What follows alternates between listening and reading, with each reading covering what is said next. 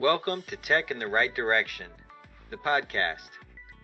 Since its inception, Jennifer has interviewed many prominent women in the industry to help turn ideas to action and grow a network that can help build a better future for women. Women remain the driving force behind this growth, but male allies can play a critical role in helping to bring about these changes. That is why Jennifer has launched Mentors That Make a Difference, a spin-off series that allows men to speak on their experiences and share how they are helping drive social change to close the employment, pay, and culture gap for women in technology. We hope this new segment will continue to inspire change and encourage growth of women in the industry. Listen in as these collaborative stories start right now. Welcome to Tech in the Right Direction, the podcast. This week, I'll be speaking with Tom Foster. We've all used an iPad-based visitor management system. Tom is the Director of Sales at The Receptionist, the company behind your swift check-in experiences. Started in 2013, The Receptionist paved the way as the first ever visitor management company. They are now in over 4,000 locations and 36 countries worldwide. Welcome to the show, Tom. I'm so excited to have you on our Mentors That Make a Difference segment. Thanks so much for being an ally for women in technology. So let's get started. Tell us a little bit about you. Well, hello, Jennifer, and I'm super excited to be on this podcast as well. I'll give you a little history on me. I've been in sales pretty much my whole entire life. Worked in the electronic payments, merchant services industry for about 20 years. And really got I get a little bit tired of the old school mentality of money, and not so much culture, and looked for a change. I grew up in Indiana and moved out to Colorado and was fortunate enough to find a company called The Receptionist, which is basically, it's everything you can think of for a culture. It's culture first as opposed to just being money and creating money. So I mean, that's a little bit about like my work, about me personally. I'm an avid triathlete, so I swim, bike, and run. I'm one of those crazy people. Married, 13-year-old son. So some of these examples may involve him, a dog, and all the other fun stuff that goes along with it. So that's a little about me. That's awesome. That is awesome. And I'm really glad you talked about culture first at The Receptionist, because we are big on that as well. And we find that we have, better retention, more fun, hard work, all of those things, as long as you have the right culture first. 100%. And if people know what the culture is, the buzzword went around all the time. What's your mission statement? But mission statements and cultures are so much different. Very different. Yeah. To be with a company that actually, it's on my wall and I'm in my studio here at the office, and our culture is called Fabric. So fun, authentic, bold, respectful, innovative, and collaborative. So by having those, I do too. Having those to go with is like pretty amazing, because that's how a lot of our decisions are actually made. Yeah, we just hired a person that came from a very, very poor culture, and culture was his number one criteria in making a change. And it's interesting, you can describe culture, but until you get in there and you feel it, it's not the same. And so he took everything we said because it sounded right and it sounded good. And then his first week at the job, he was like, oh my gosh, this is so amazing. And, I kind of knew it was better than what I had, but I didn't realize how much better. And he just feels right at home, and, he's got the values that we look for, and it's just so important. It is. And there's that moment that people go through when they get out of and I'll use the word toxic environment, and move into an accepting environment, move into an environment that, applauds individuality. But also you go through this little period of time where you're like, okay, that was the interview. When's the real thing's going to happen? About a month later, you're like, wait, the shoe's not dropping. This is actually how it is. Right. And it's very liberating, and it makes it for a very unique environment for collaboration and innovation. And it makes me proud to think, wow, we're not just talking the talk, we are walking the talk. So in our organization, people can come and after just a week, he can feel the difference, That's so beautiful. that's really good. We want to keep that going. Absolutely. All right. So as you know, I'm very passionate about bringing more women into technology and bridging the employment pay and culture gap for women. What do you see from your lens today in the industry? Well, I'm seeing a lot of change. And I can talk about this in multiple facets. For one, just to get this right out of the way, the majority of my team is female. I have one enterprise account executive who is male. The rest of my team is female. It's been that way for a long time. I don't know if I'm an anomaly or what, but it seems like, and hopefully I'm not going to say something too bad, but women come to interviews and they're extremely prepared. They are ready. They ask intelligent questions, and it's almost as if sometimes other individuals are like, "Yeah, I kind of already got the job," without even trying. So I'm seeing some more structure across the board regarding removing some of those pay gaps that have been traditionally found in some instances. I know personally here we pay for the job, not as much as like what sex you are. And having a range that is completely stuck by, I think, will help to bridge that gap, because I think it's a big deal. We personally are moving from a traditional type of company to a progressive type of company, being an infinite mindset. I don't know if you're familiar with Simon Sinek. I'm pretty sure everybody is. Yep. But we are trying to run our business as an infinite company, and an infinite company doesn't basically say, okay, you're this type of an individual, this is what you have to do. It's, hey, let's figure out how we can help each other move, and from my instance, it used to be maternity leave, and we've changed it to parental leave because men and women both get to have those time off. So I think there's a change coming. Some of the traditional companies, it's going to take a lot. It's pulling teeth. And it's really the difference between having a mindset of, shareholder supremacy versus employee, and building for the employee and for the customer. I think that's one of the big things that I see when it comes to bridging that. But really, go for it. If you're a female and you want to get into it, just do it. Like, apply. You're gonna find somebody who's gonna be there for you.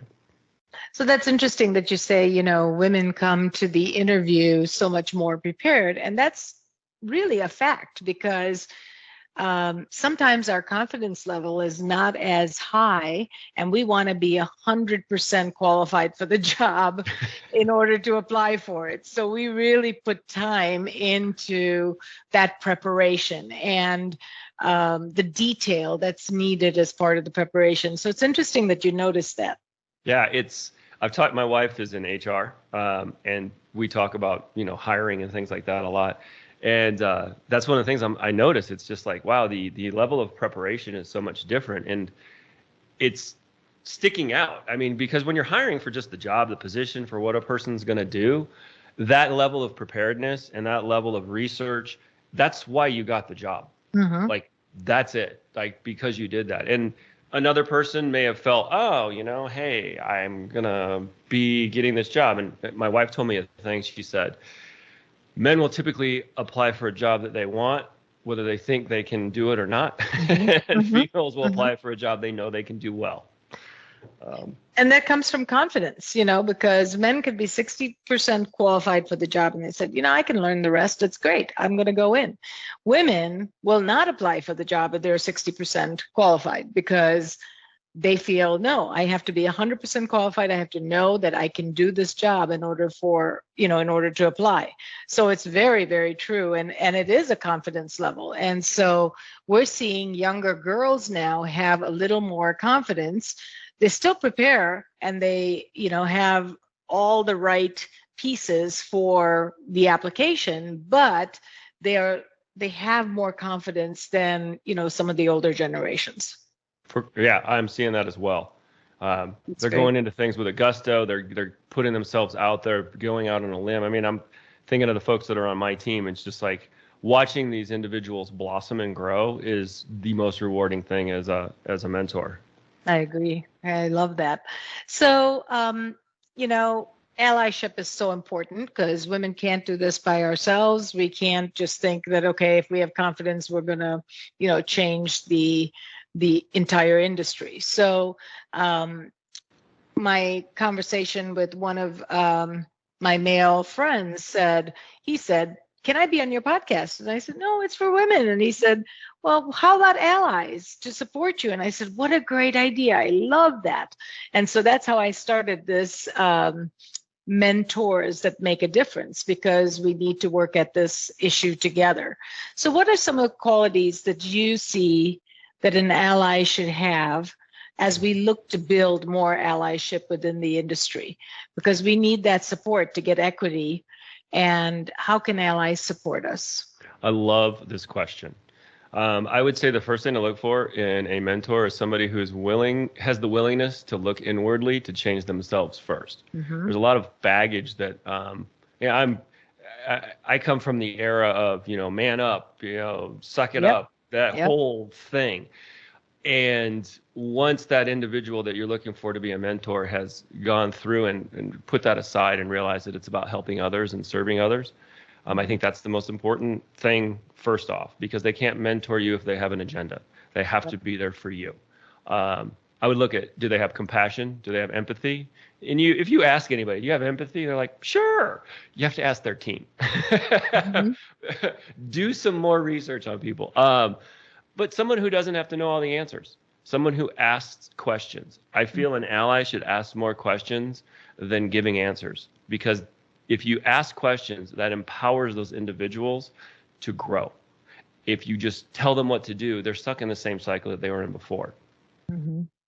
Yeah, I completely agree. And I love that you mentioned compassion, empathy, asking questions, more listening skills, and check your ego at the door, right? Amen.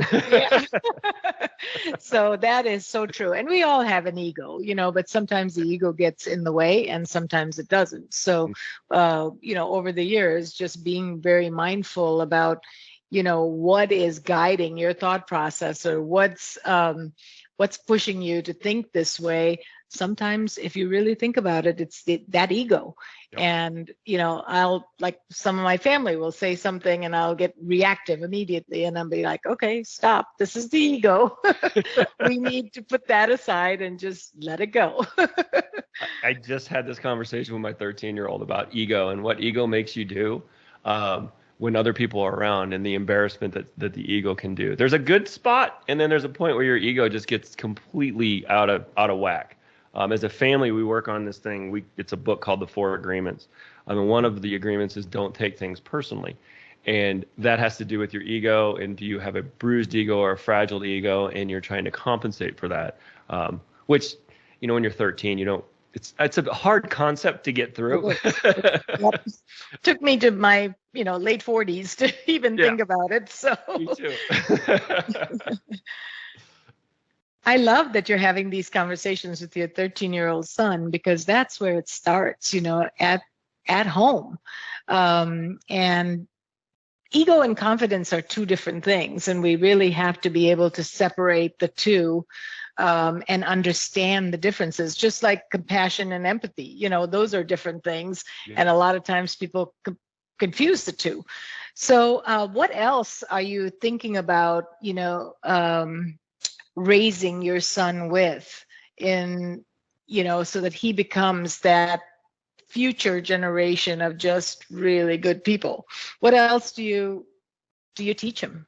Thank you. This is like my passion. Oh, I love that. Raising our son, my wife and I, we were very, very intentional about not falling into the trap of what I grew up with. Which is the, man it up type of phrase, that men don't cry, being vulnerable is weak.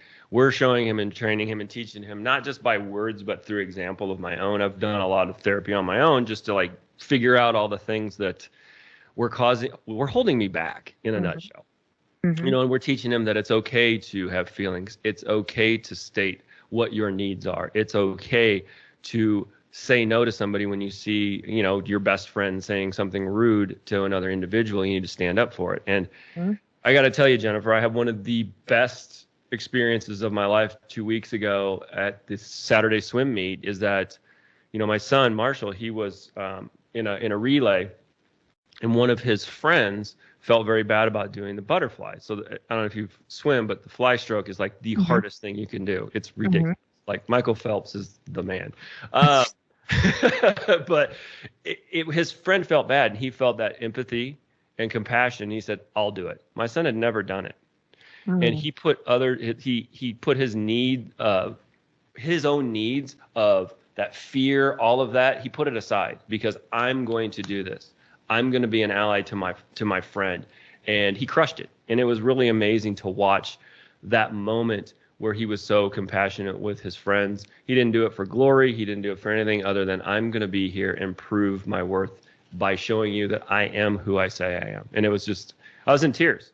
That's amazing. And that should give you such a proud moment that, all your hard work is working because that is amazing. That's what you need to be, is that you're there for others. You're there. Keep your thoughts aside, when you're, and he crushed it. That's great. But even if he didn't, he did the best he could to support his friend. Absolutely. And that was more important than the time. Oh, I agree. That's just such a proud moment for you, I'm sure. Yes.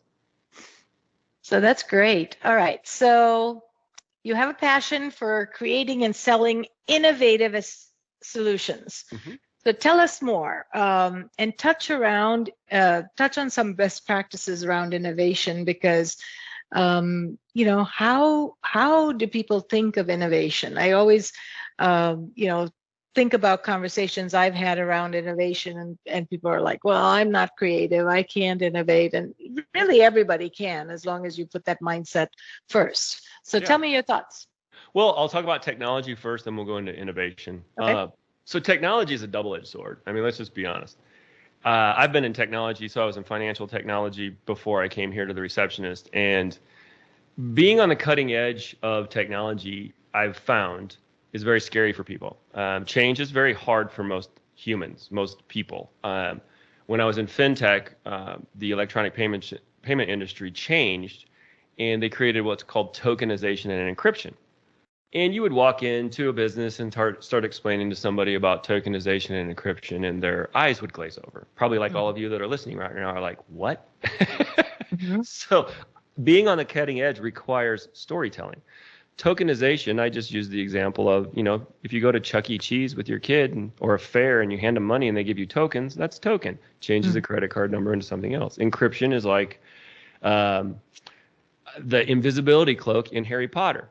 Now you made technology something that people understand. Like they're like, oh, I get that. So an invisibility cloak, it's there, but it's not. Here at the Receptionist, it's a little bit different because our product, we do visitor management. So when we'll post something on social media or what have you, we'll sometimes get the negative response of, well, you're just trying to replace human beings. We're like, but no, we're not. Right. So how do you make that a positive?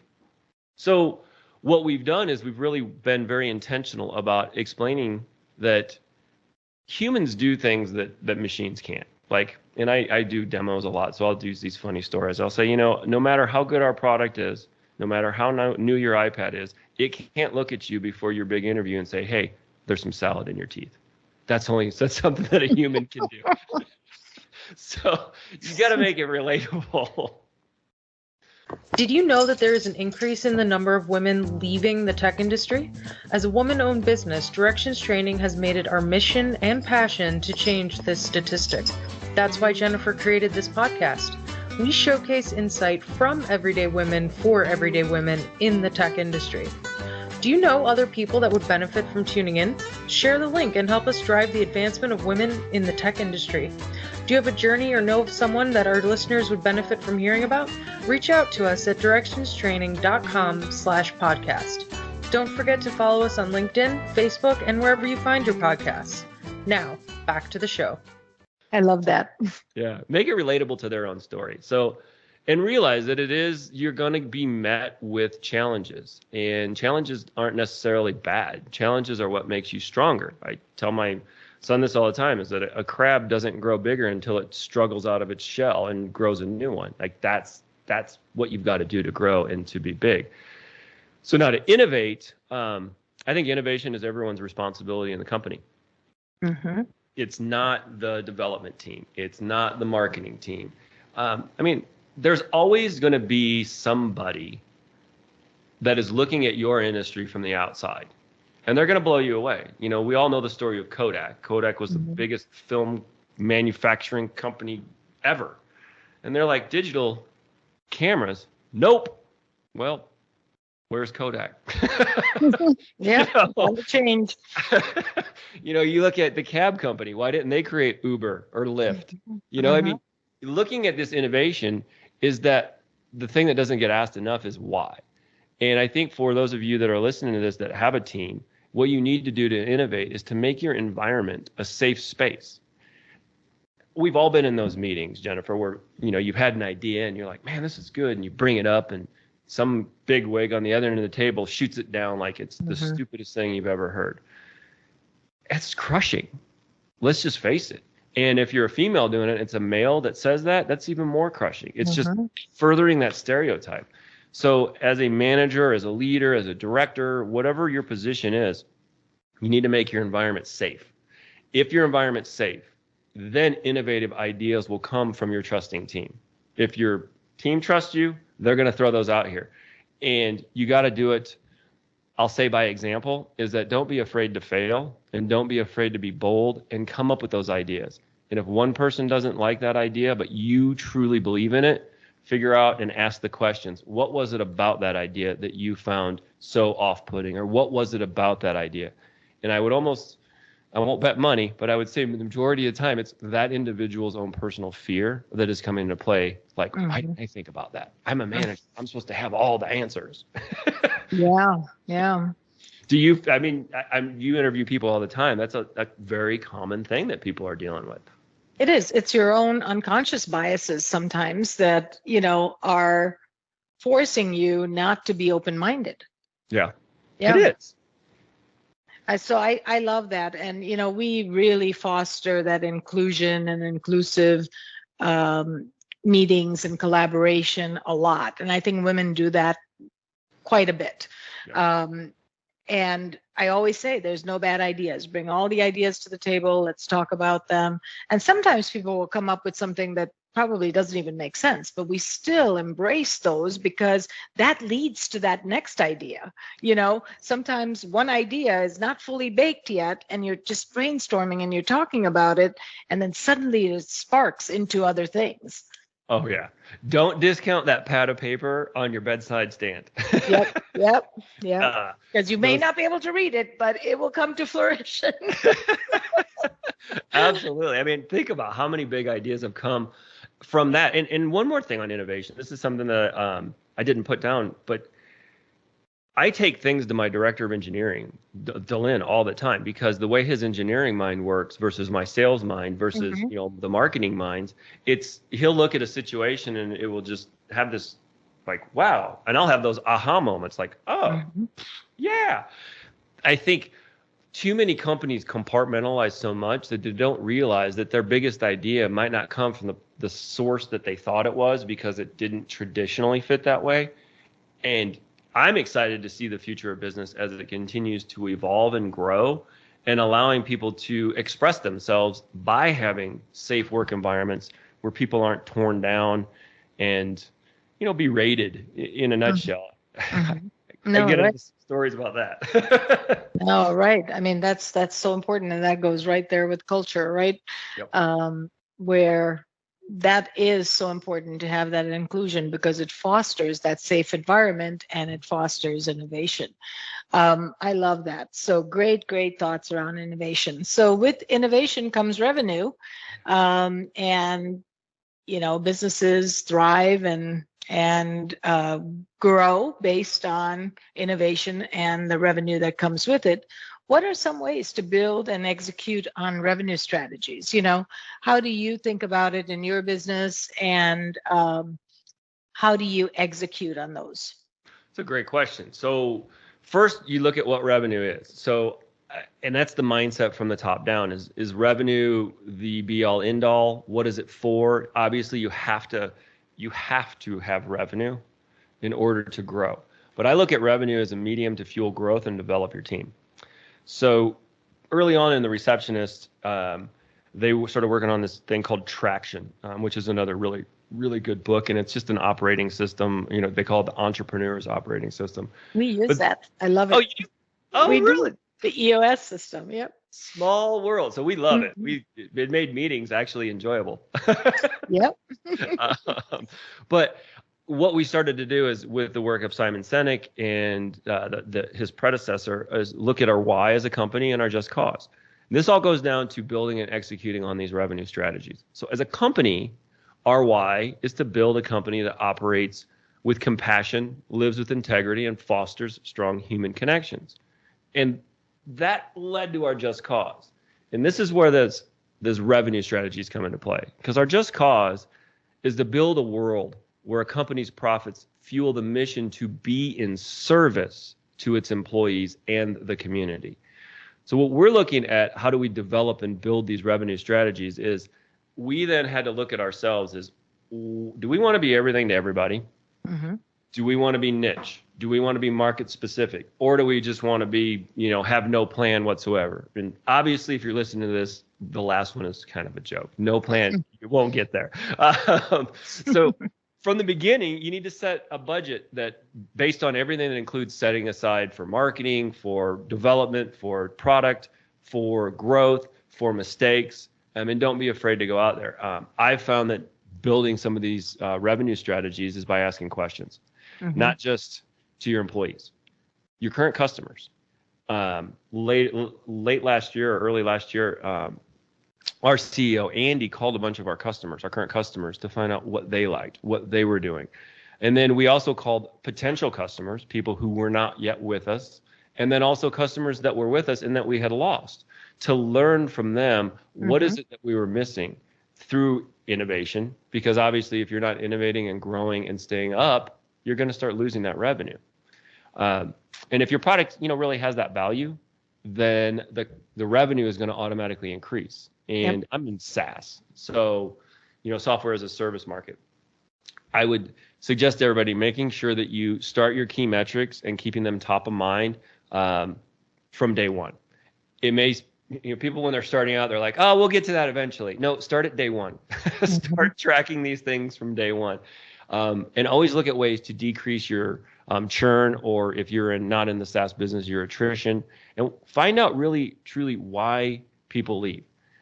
Why are customers leaving? I think the last point on this is to get the team leads, the directors, department heads, or whoever, to collaboratively give you what metrics they're excited about. Jennifer, we've all been in that company where your goals are handed down from on high, your metrics are handed down on high, and you're like, yeah, I can't affect this, or I can't manage this, I can't take this.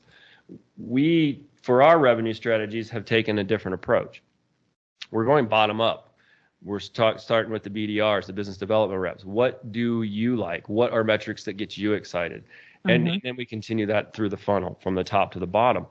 And that's helped generating for us, what is our revenue strategy going to be? And also, too, for our company this year, we're looking at going strictly market specific, which is a pretty neat experience for us.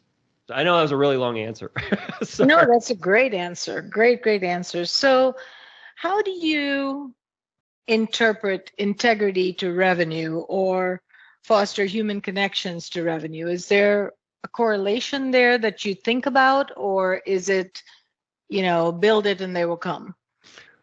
Great question. No, you have to be intentional, but not overly overbearing. And what I mean by that, so we live with integrity, meaning we're not going to go into an individual and say, you need this product, when they don't. And this is a phrase, and I didn't create this, but I teach my sales team is sell the no. Sell to the no. If it's not a good fit, you can sell them and get them on, but then they're just going to churn out. And why do that? It's a waste of everybody's time. Just be honest. When we're not a fit for somebody, we say, hey, look, we're just not a fit. Sorry. Here's who you can talk to. And that fosters a very strong human connection. because people will come back a year, 6 months later, sometimes even 2 weeks later and say, you know what, we're going with you anyway because you were honest. Mm-hmm. That develops that revenue. And there's nothing wrong with saying no to people. And I think a lot of folks, when they get into business, especially new salespeople, I can speak on that a ton, is that they want to impress so much that they end up doing the wrong things. Mm-hmm. The company has to have this mindset that they have to have that integrity, that they, use those profits to fuel the mission to be in service to them, and letting your employees know that it's okay to say no. Because I can't ever remember a sales manager, and I have my hand in quotes here, that I've ever had in my life, that ever said it was okay to say no. Yeah. They're always Right. Sell. Go. Make your numbers. That's all that they care about. Right.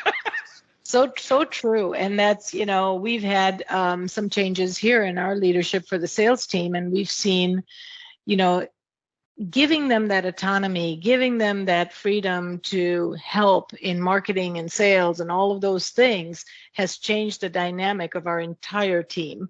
And they have peer-to-peer discussions more than manager to employee discussions. And it's grown our revenue, 10 times. It's just amazing, that culture, how it feeds to growth. It's beautiful. That's the kind of story that inspires me. Those are the things that make me excited. Like seeing other people really realizing and understanding that, it doesn't have to be this number thing. You can grow organically, you can grow efficiently if everybody is all rowing in the same direction, to use traction parlance. But if everybody is on this and feels safe, feels secure, and feels listened to, it really does make a difference. People, It works. yeah, they work so much harder because there's a cause they're working for and not just a paycheck. Yeah, absolutely agree. We come all the way full circle back to culture. So let's talk about leadership, because, to build a great culture, you need to have great leaders. And so what does it take to be a good leader? What have you found? And then ones that are mediocre leaders, what can they do to step up their game? Great. I think realizing that leadership's not about telling people what to do, but rather serving those that are put in your charge. Yep. I mean, when I made that shift a long time ago, is that it's not about telling people what to do. It's about showing them and asking them questions so that they can discover that and own that on their own. It led me to my personal why, which is to lead with passion and empathy while creating new growth experiences for those I have the opportunity to serve. Nice. That's what it's all about. Being a leader is such a heavy responsibility. And a lot of people think, oh, I just want to be a leader because I want that title or I want that money or whatever. It's a huge responsibility. Those people, they look to you for more than just answers. And I would love to have my team on to ask them what they think. But it's more about just giving them the direction and understanding that it's about serving. So what do leaders need to do to step up their game? Oh, boy. There's some really mediocre ones, and then there's some really bad ones. But the mediocre ones is listen more and lose the ego. Yep. Like that's like as simple as it gets. It sounds so easy, but I will tell you, my CEO, Andy Alsop, amazing human being. He sent me this a while ago. I was having a little struggle, like in the middle of the pandemic, like a lot of us were, just with how do we deal with no numbers? We're in sales. Which is what started the whole infinite game thing. But he sent me a quote from Simon Sinek, and it says, life changes for the better when we realize that we don't have to know everything, and we don't have to pretend that we do. I have that on my wall. Oh my God, I love that. And coming from the industry that I came from, I had all the answers. My name was Hey Tom because everybody would ask me. And at first I thought it was the greatest thing ever. But then I realized I'm not helping anybody grow. I'm not empowering people that are around me. When that changed, sales went through the roof, everything went through the roof. Plus I got a lot of time back, which was nice. Right. Yeah, these are such great lessons for our listeners, for all of us. We learn from each other, so I learned from you. So that's amazing. I think, being a leader is not about a title. It's about action and consistency. And this is one thing that if you're listening to this and you find people that are gravitating towards you naturally, you're a leader. Like a title doesn't make a person a leader. You could be the CEO or I'm thinking of an individual that I know from my past who had a hefty title and nobody would go to this individual. But then other people would speak and they would go and gravitate towards them. Leadership it's service. It's not telling people, it's not being the smartest person in the room. It's about quieting down and listening so you can learn from the people that are around you. Perfect. Well said.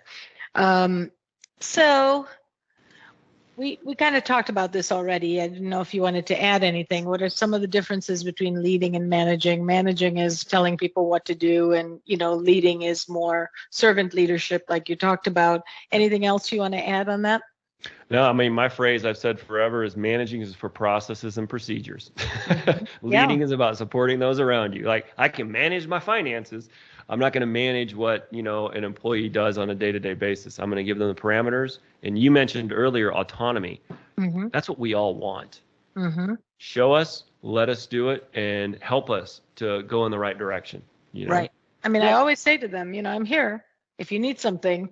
But I'm not going to micromanage you. I'm not going to watch every minute of what you're doing. Your KPIs tell the story. We have OKRs that we use, and that will tell the story. But if you need help, I'm here.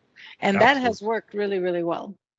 It is. And, you find people are happier. They do more.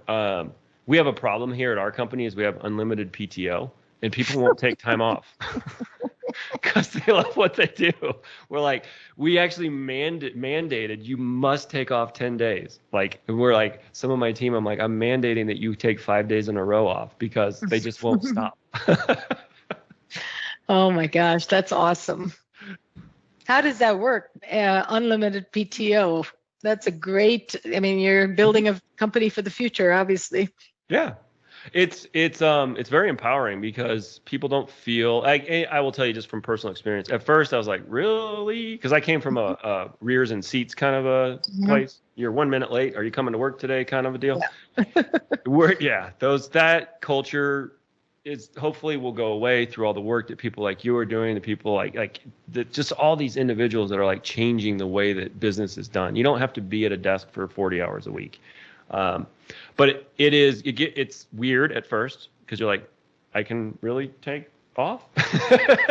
And then you start to really revel in it. If you have the right atmosphere and you have the right culture, nobody takes advantage of it. Yeah.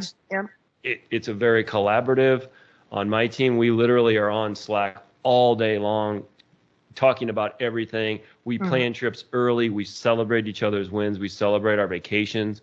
One of my sales reps, she just got back from her 1 year anniversary. She got married a year ago, and we're all celebrating that today. Like, these are the things that are just, it makes it really cool. To be quite frank, you don't have to think about when do I have to go off, or I need to go grab something from the store or pick up a kid. Those are all the things that give you the freedom to feel empowered. Yeah, and then you work harder whenever you can. You jump on the computer, you finish what you have to do, you meet your deadlines, all of those things. So absolutely. Tom, you're just such an inspiration. This is so great. So much great advice and learnings that we can get out of this podcast. It's amazing. So if you think back, what is the one thing you wish you had known when you began your career? Because we all kind of learn as we go along, right? And if you knew that before you began, what would it be, and how would things be different? Wow. Okay. First, I love where I'm at, so I wouldn't really change a thing. But I would tell myself this: slow down. Don't go so fast. And what I mean by that is take the time to understand why you're doing the thing before just charging ahead at 150 miles an hour. I still go at about 110. Okay. But success is measured in how you help others, not in how you help yourself. That's the thing that I wish I would have learned earlier in my career, is that it's not about me. And there's a book I read, Think and Grow Rich. very old school book. But there was one lesson in that book that I took, and I wish I could tell you who said it, but it was, you can become as successful as you want if you help enough other people become successful. I love that. Like, that's what I wish I would have been told at 16. And that is a very common theme as I talk to more people, and it's very similar for me.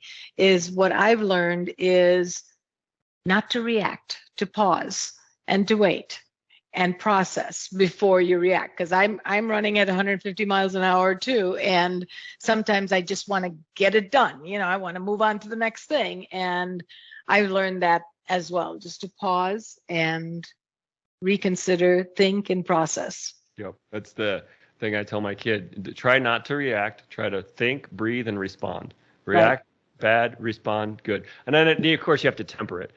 React if there's a car coming at you. Like, you don't need to stop and think. Don't be processing and pausing for that. Exactly. I love that. That's great. So here's a tough one. Mm-hmm. Who are 3 people that have been most influential in your life? I have so many people that have been so good. My grandmother, number one. Mm-hmm. She's and why? Yeah, she's 95. She has been my rock my whole life. She still kayaks at 95. Like, awesome. She was there like my whole entire life. She was very, very influential on a lot of the service things. No, that generation did go a little bit overboard where they kind of lost themselves. But she's been just great for me. Like, she's always been there. We had a conversation on the way in today talking about the difference of her generation versus my generation. It was just a very inspiring conversation this morning as I was actually coming to the office to do this podcast. I wish I'm going to be that grandmother, like your mother, like your grandmother, because I have grandkids that are very young, and I want them to, I want to leave a legacy where they have memories and stories about time with me, So that's awesome. Yeah. The next, it's not really a person, but it's my team. Like, my team is, I owe so much to my team because they have given me the safe space to be their leader and to grow as a leader. And it's been more influential through the pandemic and through everything that we grew top line revenue. We grew everything during a pandemic, which was pretty amazing. But more importantly, we grew as humans. Mm-hmm. Our company created a mental health stipend. We created a travel stipend so that people could go see their families when it was safe to do so, because work is work. But I told this to my CEO the other day. I said, nobody ever on their deathbed says, man, I really wish I would have spent more time at the office. Mm-hmm. And it's, my team is a huge influence on me in this stage of my career, because the ability to be trusted by those individuals as much as I trust them is something it's new to me. I come from that toxic environment where it's get me more, get me more, get me more. I know that's not a person. No, but that's great. No, the team, it gives you that safe space to grow, like you said. I love that. Yeah, and I have a really, really good relationship with Andy. Andy Alsop, he's our CEO at the Receptionist. He has just given me a ton of space to grow and to see what a CEO should be like, how empathy and compassion can come from the top down, how that leadership like that. It's just, there's a whole team on our leadership team. There's 5 of us, and just everybody I'm inspired by that's on that. I could just I'm inspired by so many people, like Simon Sinek. My first mentor his name was Johnny Wentworth. I could go on and on and on, but I'm inspired continually by the people around me. I think because I look for it. That may be the big reason. And you're just hungry for it, right? I mean, it's just so important. You can see the results from it, that you find the good in almost everybody you interact with. Absolutely. Oh, yeah. I will say, Jennifer, my therapist. Very Of course. You wouldn't be where you are today, right? I mean, they help us grow every day. Yeah. Amen. That's awesome. That's awesome. Oh, this has been so much fun, Tom. I just wish we could talk forever. But in closing, what advice would you give to a woman that's considering a career in the tech industry? I would say, number one, be you. Don't try and change to fit the situation. Be bold, stay strong, and then really decide what you're going to stand up for. And when you stand up for it, find the ally that's going to help you. They're out there. Not everybody is, and I'll just say that way. There are people who will see you for who you are. It might take a little bit of searching, but they're out there. Don't give up. That's great. Great advice. Great advice. And share with our listeners how they can get a hold of you, and tell us maybe a little bit more about the Receptionist as well. Oh, yeah, for sure. You can get a hold of me. My email is really easy. It's tom@thereceptionist.com. That's easy. Yeah. LinkedIn, I'm Thomas P. Foster. You'll see me. I have no hair, so it's pretty easy to. Instagram, Thomas P. Or Instagram is Tom P. Foster, and I don't tweet, but I have one. It's Tom P. Foster 1. But yeah, so the Receptionist, we're a visitor management company. So we help businesses of all size, from mental health facilities with one individual to companies that have 50,000 employees, manage their front office. So, and I shouldn't say front office. I should say their visitors, their guests, their employees, their vendors, their contract, anybody that comes into a building. Like we grew a ton during COVID because you had to do, contact tracing.